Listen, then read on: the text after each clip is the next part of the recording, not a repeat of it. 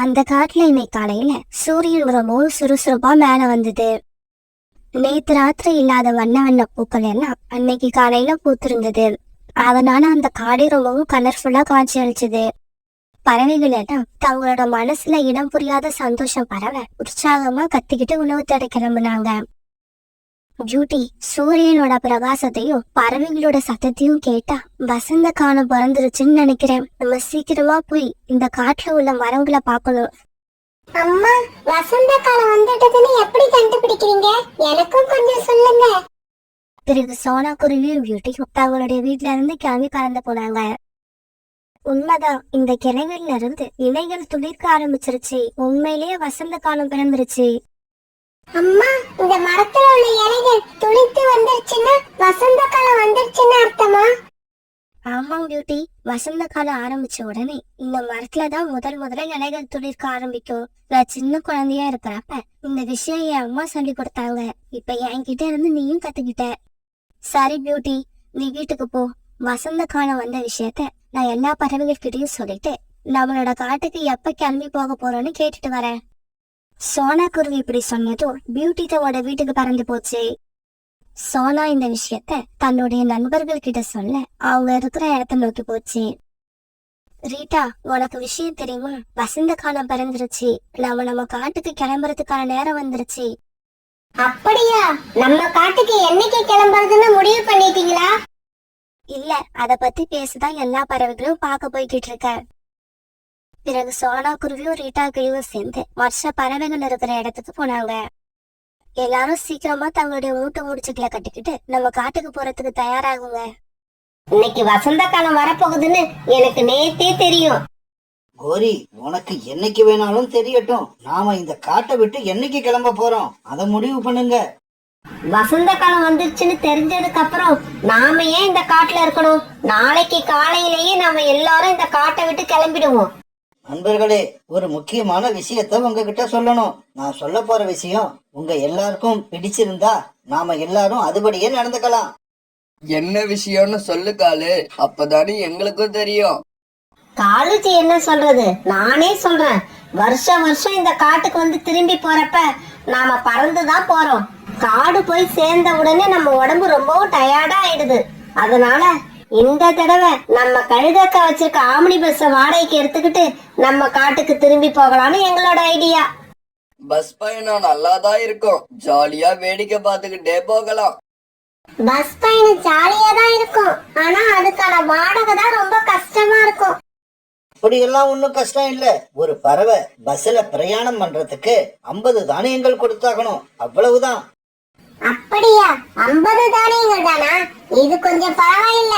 50 தானியங்களை கொடுத்துட்டு கால் மேல கால் போட்டுக்கிட்டு பஸ்ல உட்காந்துக்கலாம். பிறகு ஜாலியா வேடிக்கை பார்த்துக்கிட்டே நம்ம காட்டுக்கு போய் இறங்கலாம். ஆனா இவங்க பேச்சு எல்லாம் கேட்ட சோனா குருவி எதுவுமே பேசல. சோனா, நம்ம காட்டுக்கு திரும்பி போறதுல எல்லா பறவைகளையும் விட நீதான் ரொம்ப ஆர்வமா இருந்த. ஆனா பஸ்ஸுக்கான வாடகையை சொன்னதும் எதுவுமே பேசாம உட்கார்ந்துருக்க. உங்களுக்கு எல்லாம் 50 தானியங்கள் ரொம்பவும் சாதாரண விஷயம். எனக்கு அப்படி இல்ல. அந்த தானியங்கள் இருந்தா நானும் என் பொண்ணு ஒரு மாசத்துக்கு கவலை இல்லாம ஓட்டுவோம். சோனா குருவி மாதிரி ஏழை பறவைங்க எப்பவுமே இப்படிதான். மற்ற பறவைகள் எல்லாம் சேர்ந்து சந்தோஷமா இருக்கிறதுக்கு ஏதாவது ஐடியா பண்ணனா அதை செய்ய விடாம இப்படி குறுக்க வந்து நிப்பாங்க. கோரி, யார் வந்தா என்ன, வரலன்னா என்ன, நாம இந்த தடவை பஸ்ல தான் போக போறோம். 50 தானியங்கள் கொடுக்க முடியாதவங்க நம்ம பஸ்ஸுக்கும் பின்னாலேயே பறந்து வரட்டும். இப்படி பேசுறதுக்கு அப்புறம் எல்லாரும் அவங்கவுங்க கூட நோக்கி பறக்க ஆரம்பிச்சாங்க. அம்மா, நாளைக்கு காலையில நம்ம எத்தனை மணிக்கு கிளம்புறோம்? இந்த மாதிரி எல்லாரும் கூட்டமா பறந்து போனா எனக்கு ரொம்ப ஜாலியா இருக்கும். இல்ல பியூட்டி, நானும் நீ மட்டும்தான் பறந்து போகணும். மீதி எல்லா பறவைகளும் பஸ் எடுத்துக்கிட்டு அதுல போறாங்க. அப்படி போறதுக்கு வாடகையா ஒரு பறவைக்கு 50 தானியங்கள் கேக்குறாங்க. நம்ம 2 பேரும் பஸ்ல போறதுக்கு 100 தானியங்கள் தேவைப்படுது. அவ்வளவு தானியங்களுக்கு நம்ம எங்க போறது? அம்மா, நீங்க அத பத்தி கவலைப்படாதீங்க. நம்மளால பஸ்ஸுக்கு வாடகை கொடுக்க முடியலன்னா நம்ம பறந்து போவோம். ஆனா எல்லார் கூடயும் ஒன்னா பயணம் பண்றது ஒரு தனி சந்தோஷம். ஜாலியா பேசிக்கிட்டே பயணம் பண்ணலாம். அம்மா, அவங்க கூட பயணம் பண்றத சந்தோஷம்னு நீங்க நினைக்கிற மாதிரி நம்ம கூட பயணம் பண்றத சந்தோஷம்னு அவங்க நினைக்கணும். பிறகு மறுநாள் காலையில காலுக்காகவும் கோரிக்காகவும் கழுகாக்காவை பார்க்க பறந்து போனாங்க. கழுகக்கா கழுகக்கா சீக்கிரமா எழுந்திருங்க, எல்லாரும் உங்களுக்காக தான் காத்திருக்கோம். நான் கூட நீங்க எப்போ வருவீங்கன்னு காத்திருந்தேன். பஸ்ஸோட வாடகைக்கு எல்லார்கிட்டயும் தானியங்களை வசூல் பண்ணிட்டீங்களா இல்லையா? பஸ்ல எத்தனை பேர் வராங்களோ எல்லார்கிட்டயும் வாடகை தானியங்களை வசூல் பண்ணியாச்சு. ஒரே ஒரு குருவி கிட்ட தான் வாடகையா கொடுக்க தானியங்கள் இல்ல. அந்த குருவியை நாங்க பறந்து வர சொல்லிட்டோம். எதுக்கு அந்த குருவியை பத்தி தேவையில்லாம பேசிக்கிட்டு இருக்கீங்க? கழுகக்கா நீங்க சீக்கிரம் பஸ் எடுத்துக்கிட்டு வாங்க. இப்படி சொன்ன காலுக்காகவும் கோரிக்காகவும் பஸ்ஸுக்குள்ள ஏறி உட்காந்துக்கிட்டாங்க. உடனே கழுகாக்காவும் பஸ்ஸில் ஏறி உட்காந்து பஸ் ஸ்டார்ட் பண்ணிச்சு. மீதி எல்லா பறவைகளும் ஒரு இடத்துல பஸ்ஸுக்காக வெயிட் பண்ணிக்கிட்டு இருந்தாங்க. பஸ் அங்க போன உடனே எல்லா பறவைகளும் பஸ்ல ஏறி உட்கார்ந்தாங்க. கழுகக்கா எல்லாரும் வந்தாச்சு, பஸ்ஸை எடுங்க. கோரி, சோனா குருவி இன்னும் வரல, அதுக்குள்ள எதுக்காக பஸ் எடுக்க சொல்ற? ரீட்டா, வர வர உனக்கு பைத்தியம் பிடிச்சிடுச்சுன்னு நினைக்கிற. சோனாதான் வாடகையை கொடுக்க 50 தானியங்கள் இல்லைன்னு சொல்லிடுச்சுல்ல, அதுக்கப்புறம் அவங்களுக்காக நாம ஏன் காத்திருக்கணும்? நாம ஆளுக்கு 10 தானியங்கள் கொடுத்து சோனா குருவியையும் அழைச்சுக்கிட்டு போகலாம். எப்படி என்னோட ஐடியா? இவங்க இப்படி பேசிக்கிட்டு இருக்கப்ப சோனா குருவி அங்க வந்துருச்சு. நண்பர்களை, எங்களையும் உங்க கூட அழைச்சிட்டு போங்க. பியூட்டியால அவ்வளவு தூரம் பறக்க முடியாதுன்னு நினைக்கிறேன். நாங்க சீட்ல உட்காரல, தரையில ஒரு ஓரமும் உட்கார்ந்துக்கிறோம். நாங்க எல்லாம் வாடகை கொடுத்து பஸ்ல போவோம், நீ மட்டும் ஓசில வரலாம்னு பாக்குறியா? இதுக்கு நான் ஒத்துக்க மாட்டேன். கோரியக்கா, அப்படின்னா பரவாயில்ல, நானும் பியூட்டியும் பஸ்ஸோட கூரை மேல உட்காந்துக்கிறோம், அதுக்காவது அனுமதி கொடுங்க.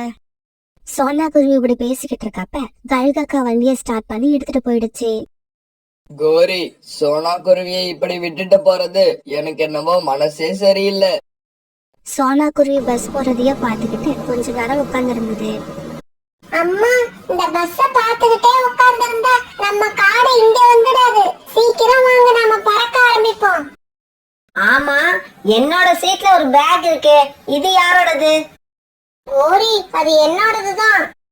ஏய் ரீட்டா, நீ உட்கார்றது அங்க, உன் பேக்க வைக்கிறது இங்கயா? மரியாதையா உன்னோட பேக்க எடுத்துக்க.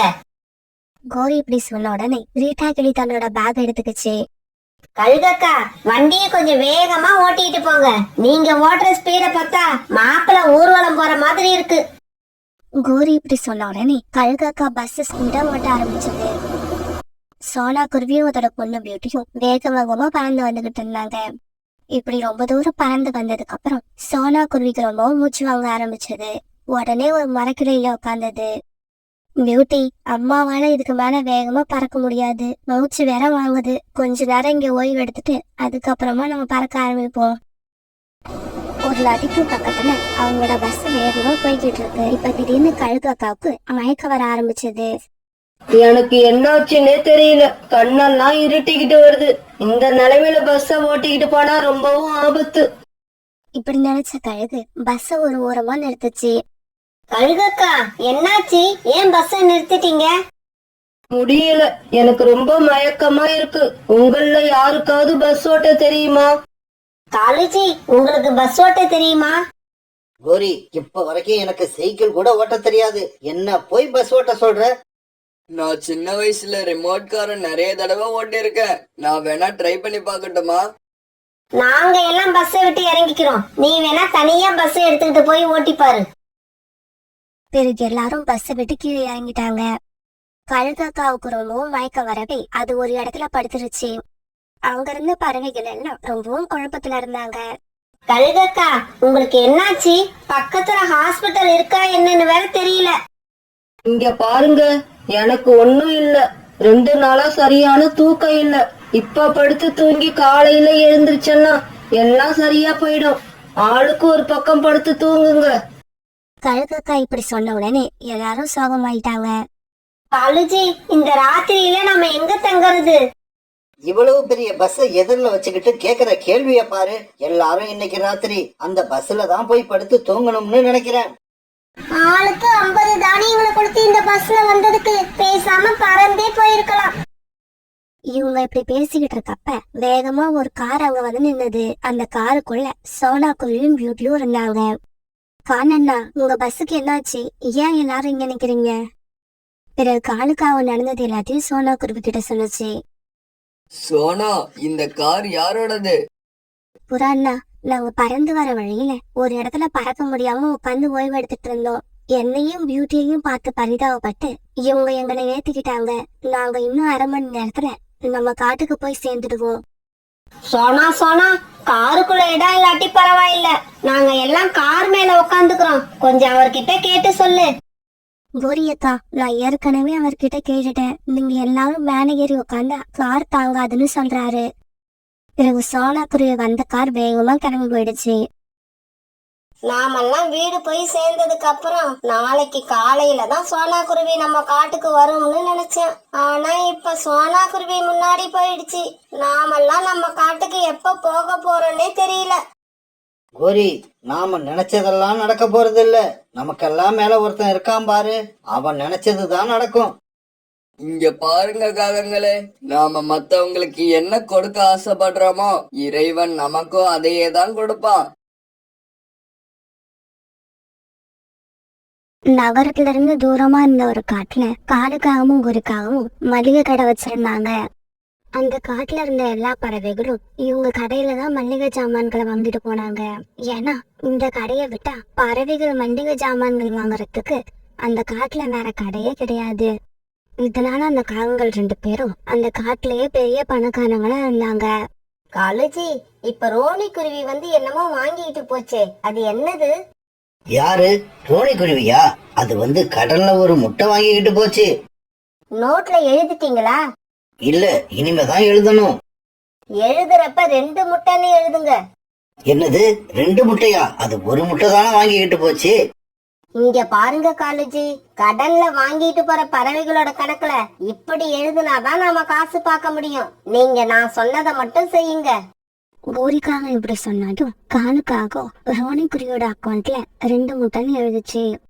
கோரிக்காக எப்பவுமே இப்படிதான். அவங்க கடையில கடை வச்சு பொருள் வாங்குற எல்லாருக்குமே இப்படிதான் போய் கணக்கு எழுதி நிறைய பணம் சம்பாரிச்சுக்கிட்டு இருந்தது. சோனா, வீட்டுல சமைக்கிறதுக்கு கூட அரிசி இல்ல. எனக்கு கோரிக்காகத்தோட கடையில 1 கிலோ அரிசி கடனா வாங்கி கொடு. அடுத்த வாரம் அதுக்கு உண்டான காசை நான் கொடுத்துறேன். புறாண்ணா, என் கூட வாங்க.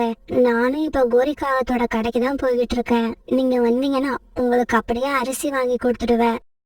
பிறகு சோனா குருவி கூட புறாவும் கோரிக்காகத்தோட கடைக்கு பறந்து போச்சு. கோரியக்கா, புறாண்ணனுக்கு 1 கிலோ அரிசி கொடுங்க. அந்த அரிசிக்கான பணத்தை புறாண்ணா அடுத்த வாரம் கொண்டு வந்து கொடுப்பாரு. இங்க பாரு புறா, நல்லா ஞாபகம் வச்சுக்கோ, அடுத்த வாரம் கரெக்டா கொண்டு வந்து காசை கொடுத்துடணும். அப்புறம் நாங்க கூப்பிட்டு கேக்குற மாதிரி வச்சுக்க கூடாது. இல்ல கோரி, அடுத்த வாரம் எனக்கு சம்பளம் வந்த உடனே இந்த அரிசிக்கான பணத்தை கொண்டு வந்து கொடுத்துருவேன். இப்படி சொன்ன புறா பிறகு கோரிக்காகத்துக்கிட்ட இருந்து 1 கிலோ அரிசி வாங்கிக்கிட்டு தன்னோட வீட்டுக்கு பறந்து போச்சு. பிறகு கடையை விட்டு சோனாவும் போனதுக்கு அப்புறம் கோரிக்காவும் காலுக்காகத்துக்கிட்ட இப்படி சொல்ல ஆரம்பிச்சது.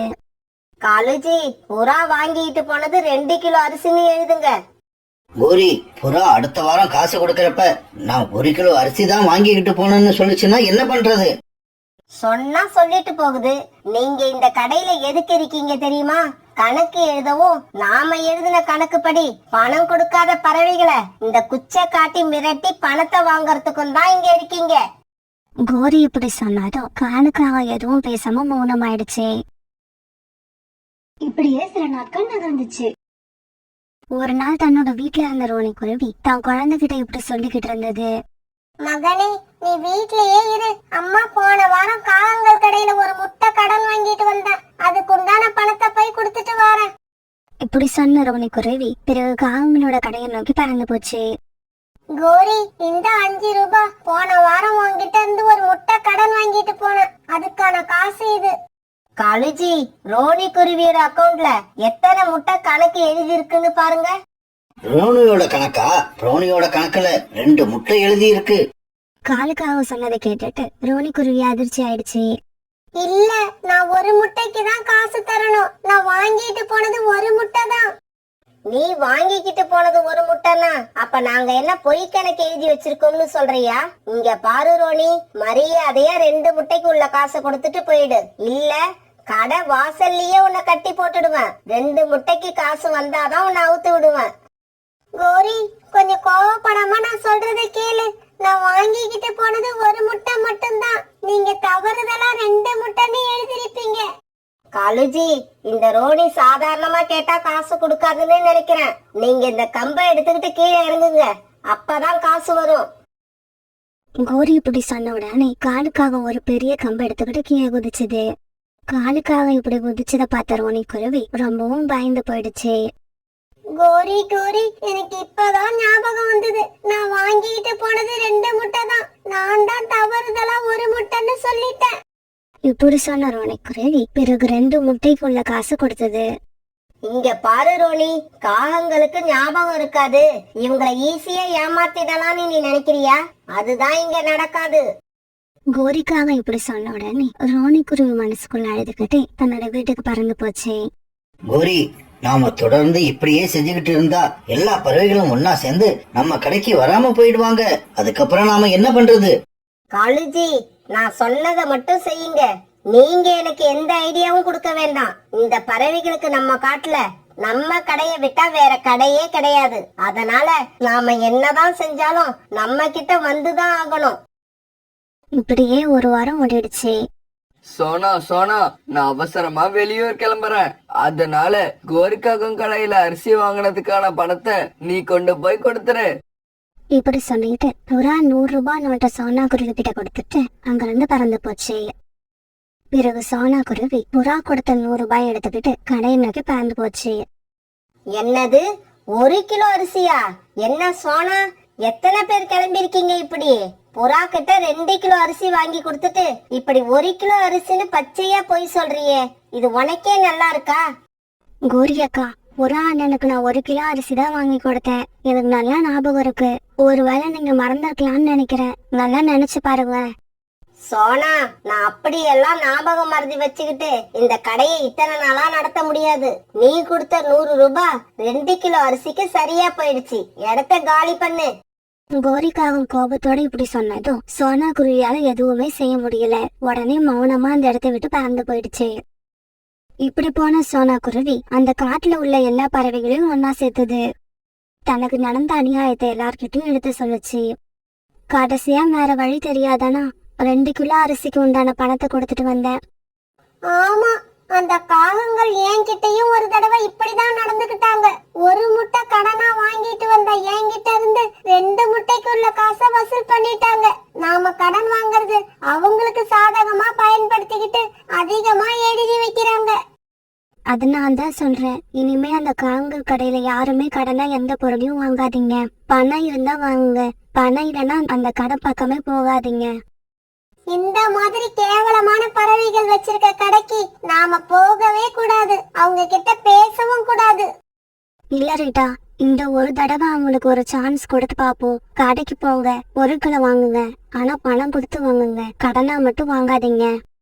பிறகு அன்னையில இருந்து எல்லா பறவைகளும் கடையில பணம் கொடுத்து மட்டும் பொருட்களை வாங்க ஆரம்பிச்சாங்க. ஒரு நாள் ரீட்டா கிரி காங்களோட கடைக்கு போய் தனக்கு தேவையான பொருட்களை பணம் கொடுத்து வாங்கிட்டு வீட்டுக்கு கிளம்ப போச்சு. ரீட்டா, காய்கறி எல்லாம் இப்பதான் புதுசா வந்திருக்கு. காய்கறி ஃப்ரெஷ்ஷா இருக்கப்பவே வாங்கிட்டு போயிடு. இல்ல கோரி, என்கிட்ட இப்ப பணம் இல்ல. நான் அப்புறமா வந்து வாங்கிக்கிறேன். அட, பணம் கிடக்கு பணம். பணத்தை நீ எப்ப வேணாலும் வந்து கொடு. நான் உன்னோட கணக்குல எழுதிக்கிறேன். நீ காய்கறிய வாங்கிக்கிட்டு போ. உங்க கடையில பொருட்களை கடனா வாங்கினா கணக்குல அதிகமா எழுதுறீங்கன்னு காட்டுல எல்லா பறவைகளும் பேசிக்கிறாங்க. அதனாலதான் உங்க கடையில கடன் வாங்குறதையே விட்டுட்டேன். இப்படி சொல்லிட்டு ரீட்டா கிளி அங்க இருந்து பறந்து போயிடுச்சு. இப்ப காவல் கடையில யாருமே கடன் வாங்குறது இல்ல. எல்லா பறவைகளும் பணம் கொடுத்துதான் பொருட்களை வாங்கிட்டு போனாங்க. காலேஜி, இப்ப எந்த பறவையுமே நம்ம கடையில வந்து கடன் வாங்குறதே கிடையாது. அதனால நமக்கு இப்ப எக்ஸ்ட்ரா லாபமே வரல. மறுபடியும் நமக்கு எக்ஸ்ட்ரா லாபம் வர்றதுக்கு ஏதாவது ஐடியா பண்ணுங்க. கோரி, உனக்கு எக்ஸ்ட்ரா லாபம் தானே வேணும். அதுக்கு என்கிட்ட நிறைய ஐடியா இருக்கு. மிளகாத்தூள்ல செங்கல் பொடியை கலக்கலாம், அரிசியில கல்ல கலக்கலாம். இப்படி எதுல கலப்படம் பண்ண முடியுமோ எல்லாத்துலயும் கலப்படம் பண்ணி வியாபாரம் பண்ணுனா நமக்கு நல்ல லாபம் கிடைக்கும். இதை கேட்ட கோரிக்காகத்துக்கு ரொம்ப சந்தோஷமாயிடுச்சு. மறுநாளே கடையில இருந்த அரிசியில கல்ல கலந்தாங்க, மிளகாத்தூள்ல செங்கல் பொடியை கலக்க ஆரம்பிச்சாங்க. இந்த விஷயம் தெரியாத சோனா குருவி ஒரு நாள் காங்களோட கடையில இருந்து அரிசி வாங்கிட்டு போச்சு. அந்த அரிசியை சுத்தம் பண்ணும் போது நிறைய கற்கள் கிடந்தது. இந்த அனுபவம் சோனா குருவிக்கு மட்டும் கிடைக்கல, இன்னும் நிறைய பறவைகளுக்கும் கிடைச்சது. இங்க பாருங்க, யாரும் காங்களோட கடையில கடன் வாங்காததால இப்ப அவங்க எல்லா பொருட்களையும் கலப்படம் பண்ண ஆரம்பிச்சுட்டாங்க. இதுக்கு நம்ம ஏதாவது ஒரு முடிவு பண்ணியே ஆகணும். சோனா, நீ சொல்றது எல்லாருக்கும் புரியுது. இருந்தாலும் இந்த காட்டுல வேற கடையே இல்லாதப்ப நம்ம வேற எங்க போய் நமக்கு தேவையான பொருட்களை வாங்க முடியும்? அப்படின்னா நம்ம காட்டுல இன்னொரு மல்லிகை கடையை யாராவது ஆரம்பிக்கணும், அப்படிதானே? அத நாங்களே ஆரம்பிக்கிறோம். புறா இப்படி சொல்ல எல்லாரும் புறாவைய பார்த்தாங்க. ஆமா, நான், சோனா குருவி, ரீட்டா, நாங்க 3 பேரும் சேர்ந்து இந்த காட்டுல இன்னொரு மல்லிகை கடையை ஆரம்பிக்க போறோம். இதை கேட்ட எல்லா பறவைகளும் ரொம்ப சந்தோஷப்பட்டாங்க. சொன்ன மாதிரி அடுத்த வாரத்துல சோனா குருவி, புறா, ரீட்டாக்லி இவங்க 3 பேரும் சேர்ந்து ஒரு மல்லிகை கடையை ஆரம்பிச்சுட்டாங்க. காங்களை பத்தி நல்லா தெரிஞ்ச எல்லா பறவைகளும் இப்ப சோனா குருவி ஆரம்பிச்சிருக்க கடையில வந்துதான் பொருட்களை வாங்க ஆரம்பிச்சாங்க. ஆனா பக்கத்து காட்டுல உள்ள ஒரு கழுகுக்கு காங்களை பத்தி எதுவும் தெரியாது. அதனால தன் பையன் கல்யாணத்துக்கு தேவையான மல்லிகை சாமான்களை வாங்க அவங்களோட கடைக்கு வந்தது. நாளைக்கு என்னோட பையனுக்கு கல்யாணம், அதனால எனக்கு அரிசி, மிளகாய் தூள் இந்த மாதிரி பொருட்கள் கொஞ்சம் அதிகமா வேணும். அதனால என்ன, தாராளமா வாங்கிக்கங்க. எல்லாருக்கும் கொடுக்கற விலையை விட உங்களுக்கு குறைச்சி தரோம். காலுக்காக இப்படி சொல்ல கோரிக்காக கல்லு கலந்து வச்சிருக்க அரிசி மூட்டையையும் செங்கல் பொடி கலந்து வச்சிருக்க மிளகாத்தூளையும் மூட்டையா கட்டி அந்த கழுகு கிட்ட கொடுத்துச்சு. இந்த பொருட்களை வீட்டுக்கு எடுத்துட்டு போன கழுகு சமையல் வேலைய ஆரம்பிச்சது. இப்படி கழுகு சமைச்சுக்கிட்டு இருக்கும் போது மிளகாத்தூள்ல இருந்து ஒரு சின்ன செங்கல் துண்டு எடுத்தது. என்ன இது, செங்கல் துண்டு மாதிரி இருக்கு? அப்படின்னா இந்த காகங்கள் மிளகாத்தூள்ல செங்கல்ல பொடி பண்ணி கலக்குறாங்க போல இருக்கு. பிறகு மூட்டையில இருந்து அரிசி எடுக்கும் போது அதுல சின்ன சின்ன பொடி கற்கள் நிறைய இருந்தது. இதையெல்லாம் பார்த்த கழுகுக்கு பயங்கரமா கோபம் வந்தது. இந்த காகங்கள் எல்லா பொருளையும் கலப்படம் பண்ணி வியாபாரம் பண்றாங்க போல இருக்கு. அவங்கள சும்மா விடக்கூடாது. இப்படி நினைச்ச கழுகு காங்களோட கடைக்கு பறந்து போச்சு. ஏய் காகமே, கொஞ்சம் இப்படி வெளியில வா. மிளகாய் தூள்லயும் அரிசிலையும் நீங்க எதை கலந்து வியாபாரம் பண்றீங்க? கழுகக்கா, நாங்க எதையும் கலக்கறது இல்ல. எங்களுக்கு வரும்போதே அப்படிதான் வருது. அப்படியா? இப்ப நான் அடிக்கிற அடியில இதுக்கு அப்புறம் கடைக்கு பொருட்கள் வாங்கும் போது நல்ல பொருளா பார்த்து வாங்கணும். என்ன புரிஞ்சுதா? இப்படி சொன்ன கழுகு கோரிக்காக தாடி பின்னி எடுத்தது. காலுஜி, என்ன காப்பாத்துங்க. காலுஜி, எனக்கு ரொம்ப வலிக்குது, என்ன காப்பாத்துங்க. ஆனா காலுக்காகும் கோரிக்கா அடி விழ ஆரம்பிச்சதுக்கு அப்புறம் அந்த இடத்துல உட்கார்ந்து கழுகுக்கு முட்டால் தெரியாது. அது எப்பவும் அந்த இடத்த விட்டு பறந்து போயிடுச்சு. என்னது, உன்னை வந்து காப்பாத்தணுமா? கூப்பிடு கூப்பிடு, எல்லாரையும் கூப்பிடு. யார் வந்து உன்னை காப்பாத்துறாங்கன்னு பாக்குறேன். தன்னோட ஆத்திரம் தீர்ற வரைக்கும் இப்படி கோரிக்காக தாடி அடிமை அடிச்ச கழுகாக்கா கோபம் தீர்ந்த உடனே அடிக்கிறத நிறுத்திடுச்சு. இங்க பாரு, இதுக்கு அப்புறம் இந்த பக்கம் உங்களை பார்த்த உயிரோட விட மாட்டேன். இப்படி சொன்ன அந்த கழுகு அங்கிருந்து பறந்து போயிடுச்சு. கோரி, சீக்கிரம் கிளம்பு. இந்த இடத்தை இப்பவே காலி பண்ணி ஆகணும். நாம நியாயமா நடந்திருந்தா நமக்கு லாபமும் நியாயமா கிடைச்சிருக்கும். அநியாய லாபத்தை எதிர்பார்த்தா நாம எதிர்பார்க்காத சமயத்துல இப்படிதான் ஆபத்து வந்து சேரும். இப்படி பேசிக்கிட்ட காலுக்காகவும் கோரிக்காகவும் பிறகு அந்த காட்டை விட்டு தூரமா பறந்து போனாங்க. அந்த காட்டுல உள்ள பறவைகள் எல்லாம் அதுக்கப்புறம் சோனா குருவி கடையில நியாயமான விலையில நல்ல பொருட்களை வாங்கி சந்தோஷமா வாழ்ந்தாங்க.